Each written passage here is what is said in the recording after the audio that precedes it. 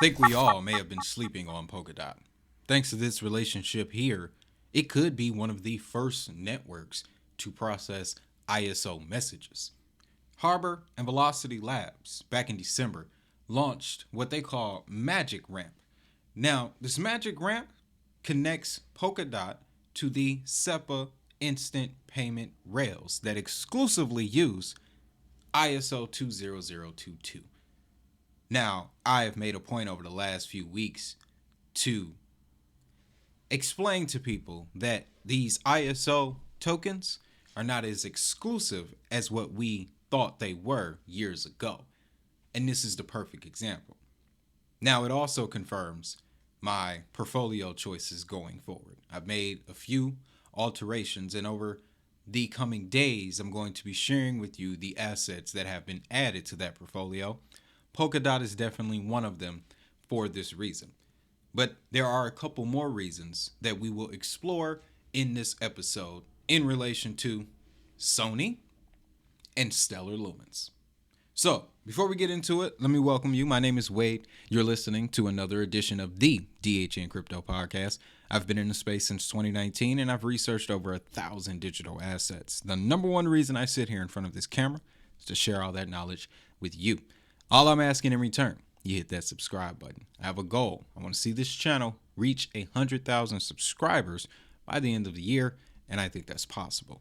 In return, here's what I got for you. It's DHN Blockchain Starter Kit for 2025. If this is your first time being here, this will save you years of work. In these 3 pages, you will get access to the 5 verticals of blockchain. This is an easy way to define what comes from the space. Also, the adoption model. We talk a lot about utility around here. This model I created so that way we can visualize the process and we can understand it better. Outside of that, you'll get criteria for evaluating assets. Listen, we talk about the new financial system here. This criteria, though, can be applied to any asset that you want to look into. I'll never tell you to get involved with the assets that we cover. I'm just here to share the information. And again, you get links to various blockchain networks, again, to reemphasize that point, organizations to follow, things like that. Links to this will be in the pinned comment as well as the description. Now, let's get into the story because I know you're interested. And I want to say about a week and a half ago, we discussed this subject with the members. That's why it's crucial to hit that join button under these videos. But Arbor teams with Velocity Labs to launch instant stablecoin payment between EU banks and Polkadot. Now, folks, when I first read this, it blew my mind. As a matter of fact, my wife has been telling me for a long time, why don't you talk more about Polkadot? And I was like, I don't know. But the last couple months, I decided to truly listen to what she's telling me. And man, when I tell you, the iceberg goes just as deep with Polkadot as it does with Stellar, Ripple, Hedera. I mean, come on.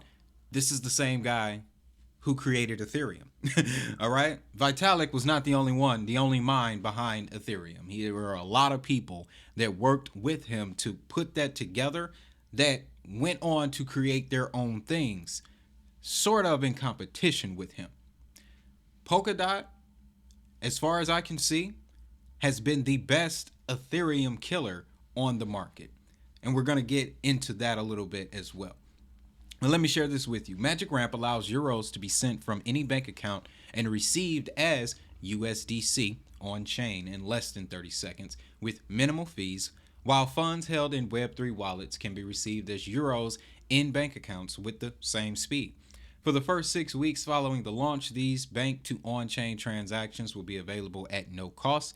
Through the partnership, developers can now issue virtual IBANs that are linked to Polkadot wallet addresses and bridge SEPA instant payment rails in Europe with the Polkadot Asset Hub. We'll take a look at that in just a second, but just to confirm to you how SEPA is kicking here. And remember, when I did an episode, I want to say a few weeks ago, about ISO and about how non-exclusive it truly is, we learned that Europe had already made the migration back in March of last year. And as it says here, the ISO 20022 format is a standard used for SEPA credit transfers and direct debit files to harmonize payment and collection processes within the European Economic Area. So, to my understanding here, you have two independent firms here who used Polkadot's technology to develop a magic ramp that connects SEPA instant payment rails with Polkadot. ISO SEPA instant payment rails with Polkadot. Let me add this as well. I've brought this clip up several times here. Recently, I want to say this was around the holiday, Polkadot, Kusama, they ran a stress test of the network. They called it spamming. And forgive me, because before I said it was at 1 million. Well, theoretically, it can reach that number.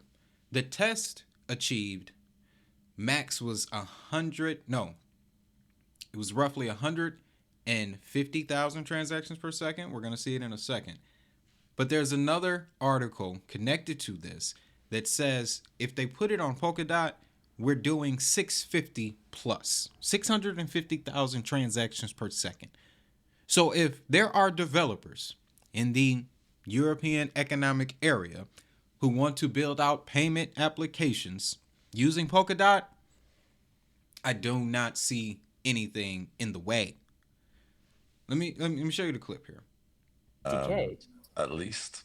Oh, this is a new all-time high. 85,000, 88,000 TPS, 89,000 TPS right now on the live Kusama network. 94,000 TPS right now live on a live full value in production blockchain that's happening right now. It's moving fast. Faster is now up. What do we got there?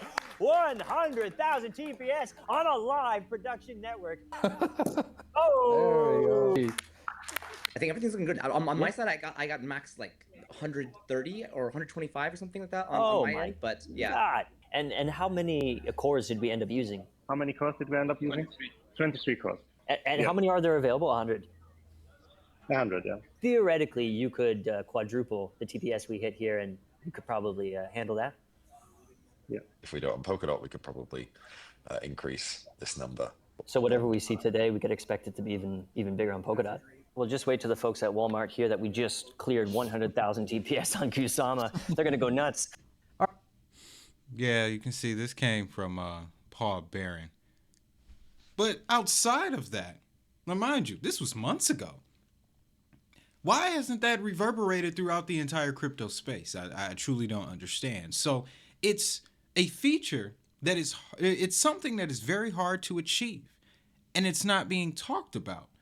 All the more reason why I had to bring it to y'all's attention.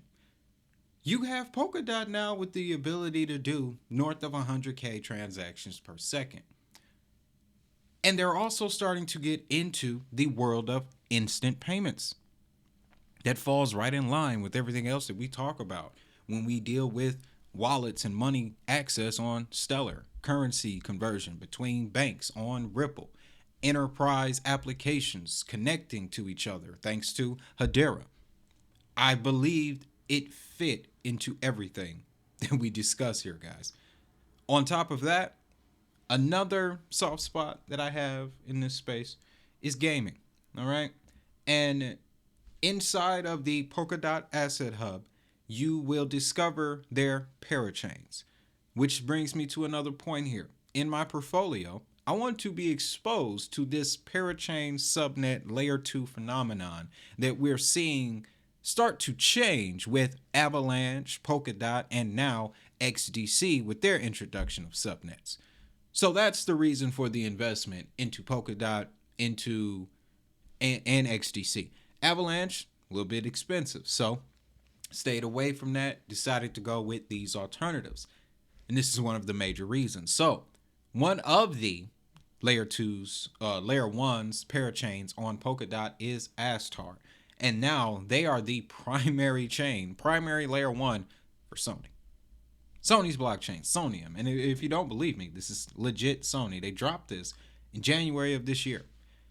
Now, when I was digging deep into the world of Web3 gaming, Sony tried to play real close to the hip with what they were doing in with blockchain, right? Sega didn't have a problem with it. Microsoft, maybe we'll try it, we'll think about it, I don't know. But Sony just sealed. And then all of a sudden, they get interested in NFTs. Rumors about patents come out. And we get to the top of 2025 and Sony launches its Sonium blockchain. Their plans, very interesting, guys.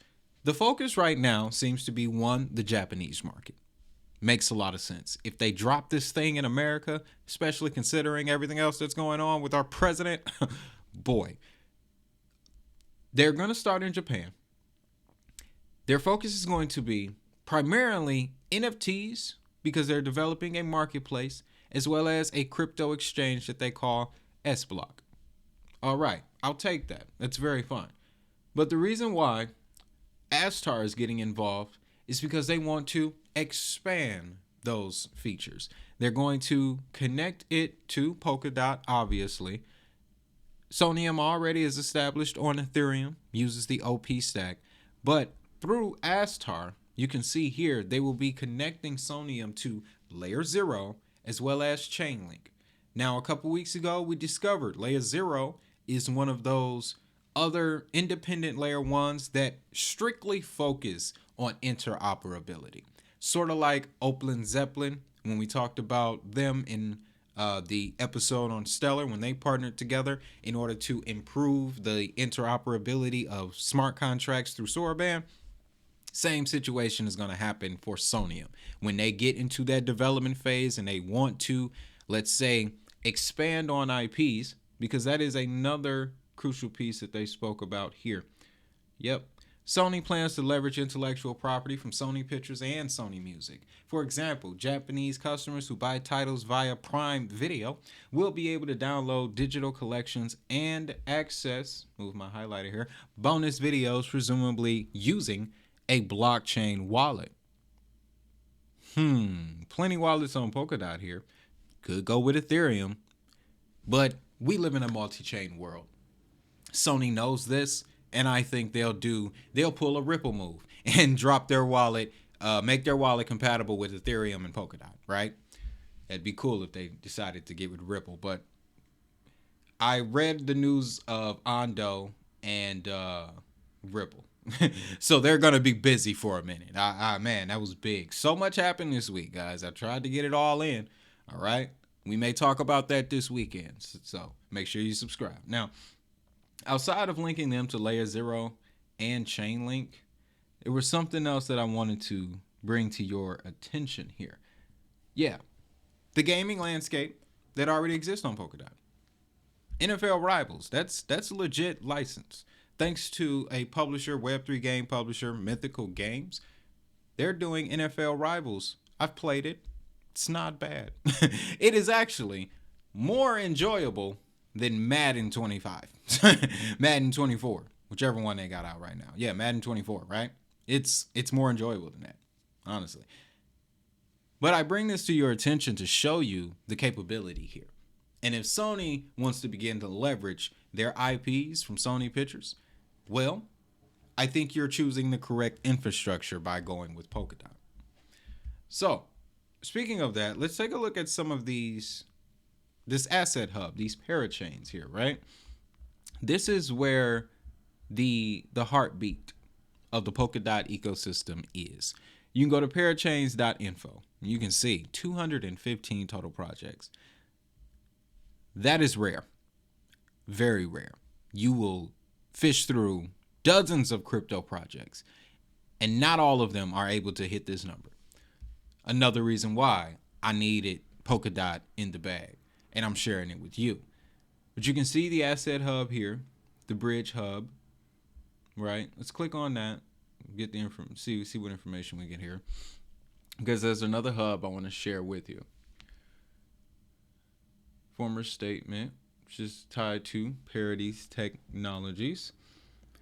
Yeah, when you click on each one of these parachains, guys, they give you quite the interesting collection of facts. I'll put it that way. For example, central bank digital tokens. Didn't even look into that. The actual parachain I wanted to show you was this one here. It's pendulum. And it's also going to help us swing into the last and final reason, perhaps the most important reason, why I decided to add Polkadot to my portfolio. This pendulum bridge, as you can see, connects Polkadot to Stellar Lumens. And I remember coming across a diagram years ago about this. It was put together by a certain researcher. If you know, you know. But I wanted to dig deeper into it, because when that diagram was put together, there wasn't a lot to read on. Now we have much better understanding. And you can see this draws in Soroban. So clearly they had to wait for that to get kicked off, which was the middle part of last year, if I'm not mistaken. But what they have is a spacewalk bridge. And this spacewalk bridge, Stellar users can gain access to Polkadot's expansive DeFi ecosystem. So that means that they can connect to maybe the asset hub, but on top of that, the rest of these parachains here, both on Polkadot and Kusama potentially, which means theoretically, with Astar getting involved with Sony, and Sony strictly wanting to focus on NFTs right now, and they may be looking for a wallet. Let me show you this here to solidify that point. This spacewalk bridge provides the infrastructure to securely transfer assets between Stellar and Polkadot, including various fiat-backed stablecoins and cryptocurrencies. To securely transfer assets between Stellar and Polkadot. So, Sonium wants to create NFTs based on their original IPs. Those sound to me a lot like assets that can then be transferred from Polkadot to Stellar and stored in your Stellar wallet. Lightmint, which is an NFT marketplace on Stellar, does not get a lot of attention. But I've used it before. It's one of the few NFT marketplaces I've personally used, and it was easy. And it was very cheap. That's the best part. I have been seeing recently in different reports a return of interest around NFTs. So I'd be curious to see how the next few months unfold for NFTs, because the background is definitely the groundwork is definitely being laid for NFTs to make a comeback, especially with players like Sony getting involved. So I want to end with this piece here. It's from our guy Brad Garlinghouse. Since we're on the subject of diversity, I'm kind of sharing with you portfolio strategy insight into why I'm getting into certain assets. I like his words here. He talks about maximalism and how we should stay away from it. Mainly the tribalism in crypto is what he's getting at. He says the crypto industry has a real shot here and now to achieve many goals we have in common if we work together instead of tearing each other down. This is not and never will be a zero-sum game. Then he goes into talking about how he owns XRP, Bitcoin, and Ethereum. Shocking, right? But he says we live in a multi-chain world, and I've advocated for a level playing field instead of one token versus another. Maximalism remains the enemy of crypto progress, and I'm very glad to see fewer and fewer folks subscribe to this outdated and misinformed thinking. 3 million people have read that quote, and I hope it's set well, because it has with me. This ISO narrative, going back to that point, contributed to the tribalism. It did. So I'm glad I'm able to share information with you like this that shows you that it's not just Ripple that is ISO compatible. It's not just XDC. It's not just Hedera. It's not just Quant. It's not just IOTA. It's not just Stellar. And that's a good thing. Because if it were just those 5, what could they do alone? Now, I'm the biggest believer of blockchain technology, but I understand how business works. Them 5 networks with less than 500 developers across all those platforms, they were going to need help. So, with that, guys, I don't want to get into a rant. I just want you to understand the mechanics of how this stuff works. And more importantly, why we may have been sleeping on Polkadot. So with that, make sure you head over to digitalhustlenetwork.com or in the description, link in the pinned comment as well, and download Blockmaster.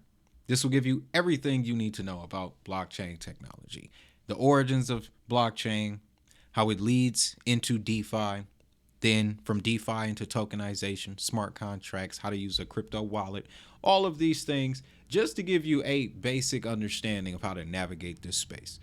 Another way to support the channel, consider one of our exchange partners in Uphold. When it comes to investing tools with crypto, I don't get any better than Uphold. All right. And I'm telling you this not as an affiliate, but as a customer. All right. Now, one place I am not an affiliate of is Robinhood. So that means that I'm sharing this with you strictly off the strength of wanting you to think about your investing future, right? I have been using their retirement tools, preferably this one right here, and it's truly changing the way I'm investing. So, y'all know me. Whenever I come across a new perspective, I gotta share it with y'all, because hey, that's just how I'm cut. I don't know what else to do. So with that, guys, don't forget about Shore Blockchain Starter Kit. Again, links to everything will be in the description, as well as the pinned comment. And with that, y'all know what time it is. If that money is digital, so is the hustle.